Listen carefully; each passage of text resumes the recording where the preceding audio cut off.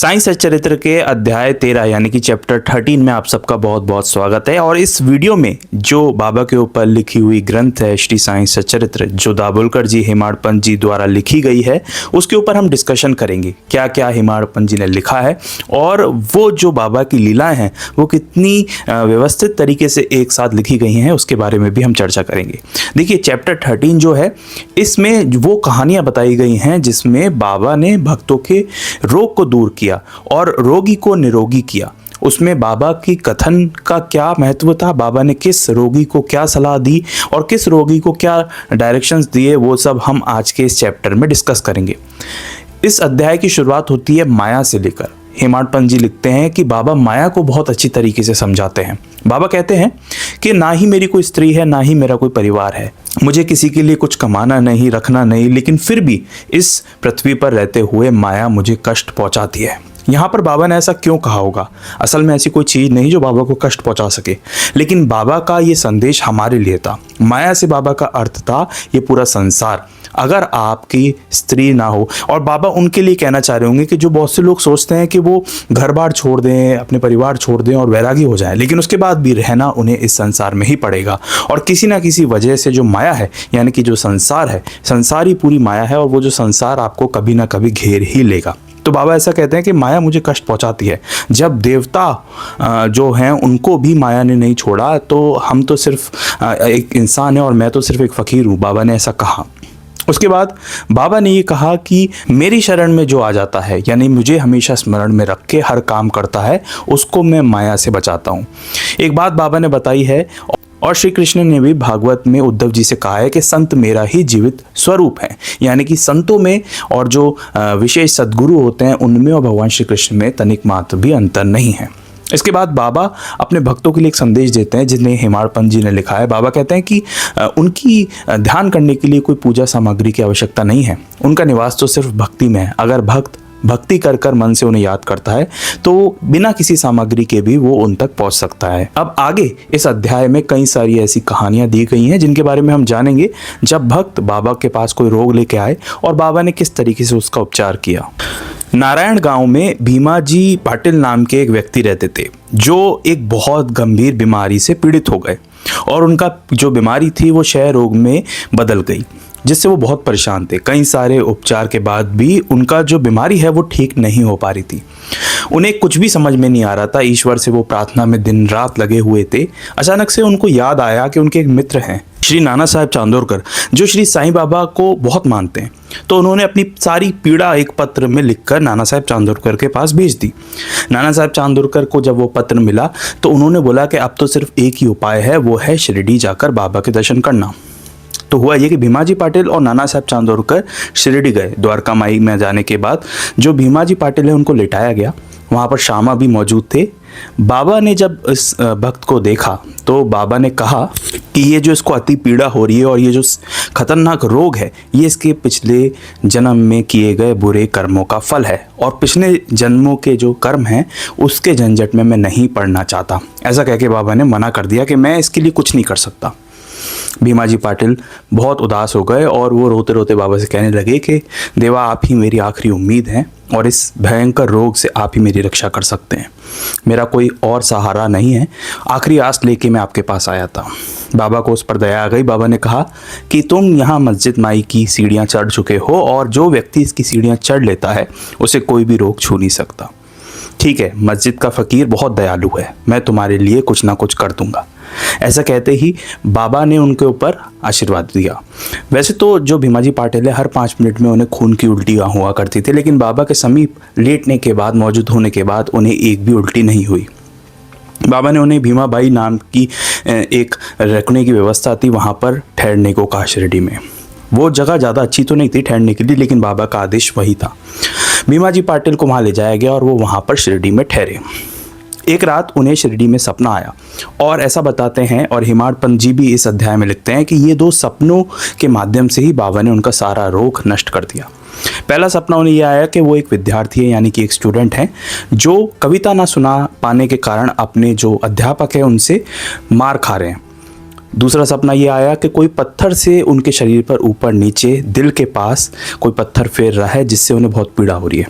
जैसे उन्हें सपना ख़त्म हुआ, अगले दिन वो बाबा के दर्शन करने गए और उसके कुछ समय बाद ही ऐसा हेमाड़ पंत जी लिखते हैं कि जो व्यक्ति थे भीमाजी पाटिल, उनका रोग पूरी तरीके से ठीक हो गया। और उसके बाद वो बाबा के दर्शन करने फिर दोबारा आए शिरडी में और नतमस्तक बाबा को प्रणाम हमेशा किया करते थे।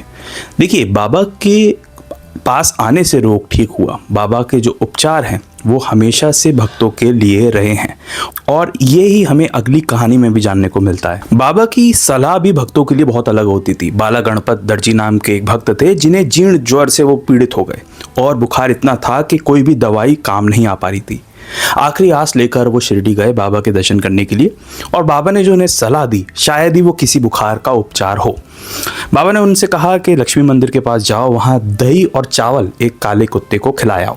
अब श्री बाला गणपत दर्जी जी ने सोचा कि ये क्या उपचार है, लेकिन बाबा का आदेश था तो वो गए, दही और चावल लेकर आए और लक्ष्मी मंदिर जैसे ही पहुंचते तो वहां जाकर देखते कि वहां पर एक काला कुत्ता दुम हिला रहा होता है, जो उनका वेट ही कर रहा था।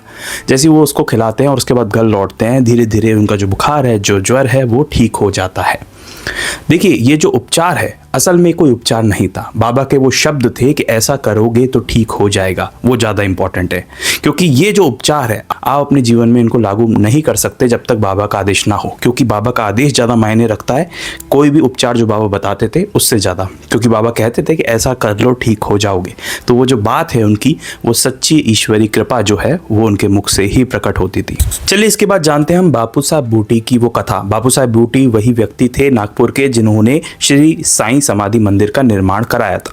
बापू साहब बूटी एक बार शिरडी में थे और उन्हें जो है अमल पित्त के कारण वो बहुत परेशान हो गए और अमल पित्त होने की वजह से वो काफ़ी ज़्यादा दुबले भी हो गए, जिससे उन्हें दस्त और उल्टियाँ लग गए थे।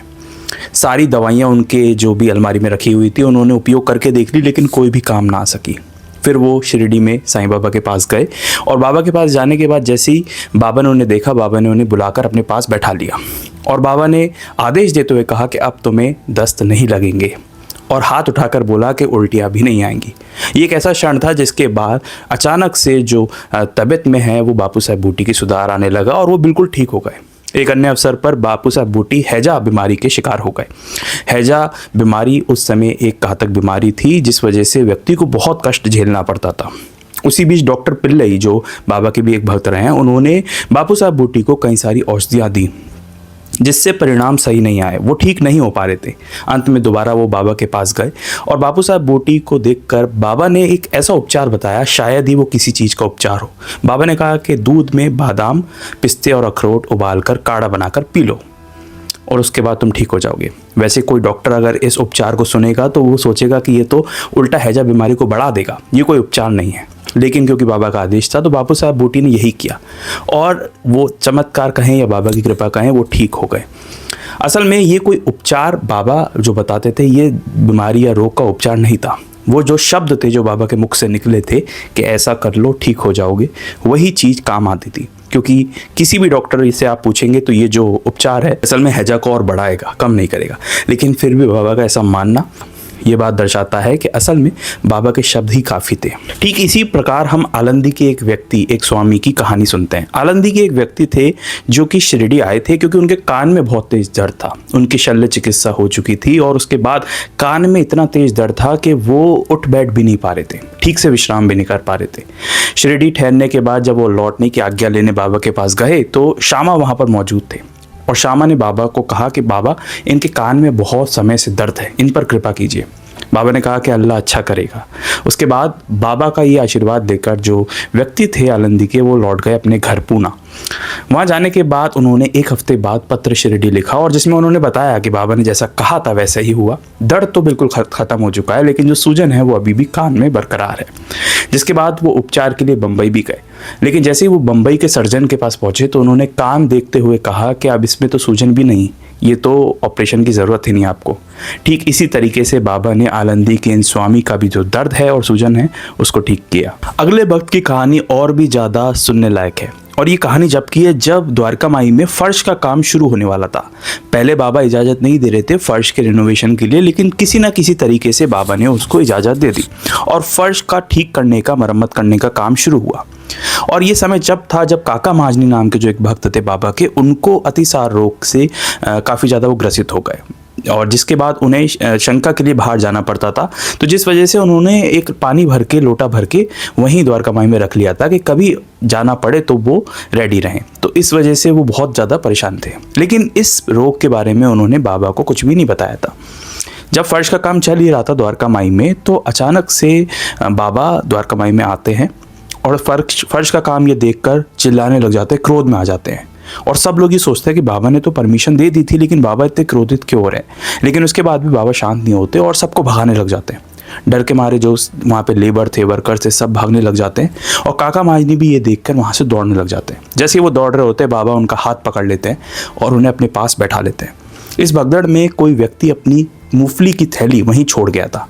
वो थैली बाबा ने उठाई और काका महाजनी के पास बैठकर उस थैली में से मुट्ठी भर के मूंगफली निकाली और अपने हाथ से छीलकर काका महाजनी को खाने को दी और उनसे कहा कि ये खाओ।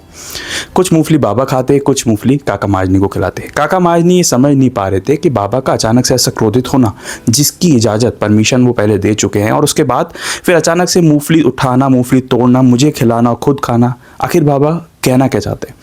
थोड़े समय बाद बाबा बोले काका महाजनी से कि मुझे बहुत प्यास लग रही है, एक घड़ा भरकर पानी लेकर आओ। काका महाजनी पानी लेकर आए और थोड़ा पानी बाबा ने पिया और थोड़ा काका महाजनी को पिलाया। उसके बाद बाबा बोलते हैं कि तुम्हारा अतिसार रोग जो है वो ठीक हो चुका है। काका महाजनी वहीं दंग रह जाते हैं और वो सोचते हैं कि बाबा को कैसे पता पड़ा। बाबा कहते हैं कि अब तुम बिल्कुल ठीक हो, जाओ अपने फर्श का काम संभालो और बुला लो सब लोगों को। ये बात सुनकर काका महाजनी को यकीन नहीं हुआ कि बाबा को तब भी मालूम था उनके बारे में, जब उन्होंने बाबा को बताया नहीं था। और असल में बात यहाँ पर ख़त्म नहीं होती। अगर आप किसी भी डॉक्टर या किसी भी चिकित्सक के पास जाएंगे और उनसे पूछेंगे कि अतिसार रोग में क्या मूंगफली खाई जा सकती है, तो वो इसकी इजाज़त नहीं देंगे। लेकिन बाबा का ऐसा विचित्र उपचार कि उन्होंने मूंगफली खिलाई, जो कि अतिसार रोग के रोगी को कभी भी नहीं दी जा सकती, उसके बाद भी बाबा का मूंगफली खिलाकर उपचार करना, ये बताता है कि वो औषधि काम नहीं करती थी, असल में वो बाबा की ही शक्ति थी जो काम करती थी। तो इस तरीके से काका महाजनी को बाबा ने अपना जो व्यू रचा, जिसमें बाबा ने लगा कि बाबा क्रोधित हैं, असल में बाबा क्रोधित नहीं थे। इस तरीके से बाबा ने काका महाजनी को ठीक किया। ठीक इसी तरह हरद के एक दत्तोपंत एक व्यक्ति थे जो 14 वर्षों से उदर रोग से पीड़ित थे, जिसके बाद काफ़ी सारी औषधि उन्होंने खाई थी, लेकिन वो काम नहीं आ पा रही थी। फिर किसी ने उन्हें बताया कि शिरडी में एक ऐसी शक्ति विराजमान है जिसकी दृष्टि मात्र से ही सब रोगी निरोगी हो जाते हैं। वो शिरडी गए और शिरडी जाने के बाद जब बाबा के उन्होंने दर्शन किए तो बाबा ने उन्हें निहारा और अपना जो हाथ है वो बाबा ने उनके मस्तक पर रख दिया। कुछ समय बीता और उसके बाद उन्हें ऐसा महसूस हुआ कि उनका रोग बिल्कुल समाप्त हो चुका है, और ठीक वैसा ही हुआ। 14 वर्षों का उदर रोग बाबा के दर्शन करने के बाद ठीक हो चुका था। और ठीक इसी तरह बाबा के प्रिय भक्त श्यामा माधवराव देशपांडे को बवासीर रोग हो गया था, जिसके बाद बाबा ने उन्हें सोनामुखी का काढ़ा पीने को दिया, जिससे वो ठीक हो गए। लेकिन कुछ समय बाद दोबारा ये समस्या उनके सामने आई, तो बाबा से बिना पूछे उन्होंने सोनामुखी का जो काढ़ा है वो पहले ही पी लिया। परिणाम अलग हुआ और जो उनका रोग है वो बढ़ गया।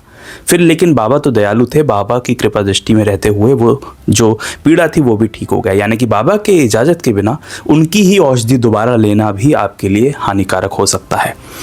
ठीक इसी तरीके से काका महाजनी के जो बड़े भाई थे गंगाधर पंत, उनको भी उदर में बहुत तेज पीड़ा होती थी। वो बाबा के पास दर्शन करने गए और बाबा ने उनके उदर पर हाथ रख के उनको आशीर्वाद दिया और कहा कि अल्लाह अच्छा करेगा, जिसके बाद उनकी जो पीड़ा है वो भी समाप्त हो गई। ठीक इसी तरीके से नाना साहब चांदोरकर को भी एक बार उदर की पीड़ा हुई और जिसके बाद वो बाबा के दर्शन करने गए और ठीक इसी वक्त बाबा ने उन्हें घी से बर्फ़ी खाने को कहा, जिससे ये जो पीड़ा है ये शांत हो गई। असल में अगर आप सारी कहानियों को देखेंगे तो इनमें जो भी उपचार बाबा ने किए हैं वो असल में उस रोग के उपचार है ही नहीं, लेकिन मैं ऐसा मानता हूँ कि वो एनर्जी जो थी, वो बाबा की मुंह से निकली बात जो थी या उनकी कृपा जो थी, जिसको आप उनका आशीर्वाद भी कह सकते हैं, ठीक वही था जिससे सब रोगी निरोगी हुए।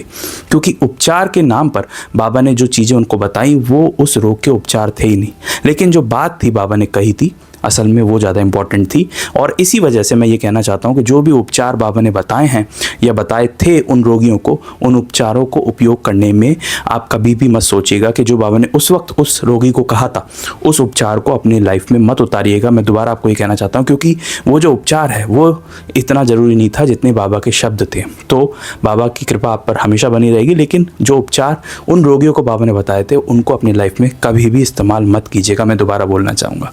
यह इसी के साथ जो चैप्टर 13 है, अध्याय 13 है, यहीं समाप्त होता है। श्री सद्गुरु साईनाथ अर्पणमस्तु, शुभम भवतु। मिलेंगे एक नेक्स्ट चैप्टर में जिसमें हम नेक्स्ट चैप्टर के ऊपर डिस्कशन करेंगे या फिर नेक्स्ट हिस्ट्री के ऊपर बातें करेंगे, जिसमें बाबा के भक्तों से जुड़ी हुई या बाबा से जुड़ी हुई वीडियो आपके लिए लेकर आऊँगा। तब तक के लिए देखते रहिए वीडियो को, चैनल को। मिलेंगे एक नेक्स्ट वीडियो में, तब तक ओम साई राम।